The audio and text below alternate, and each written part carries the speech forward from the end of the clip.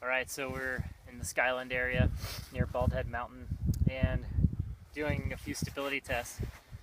Our extended column tests, we dug a few pits and we had one out of several extended column tests propagate on really hard force, like 30, actually more than 30 taps. Here, we got it to actually propagate on 20 taps. And it failed on a layer of surface hoar.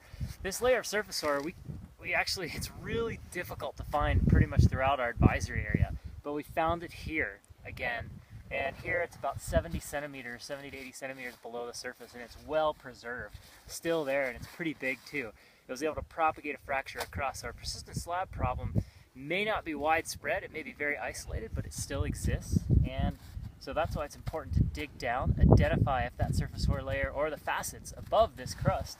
So here's the surface hoar, a few inches above the melt freeze crust right here from mid-December, so it's still there. So that's something we need to contend with. Again, it's not widespread, but it deserves attention for sure.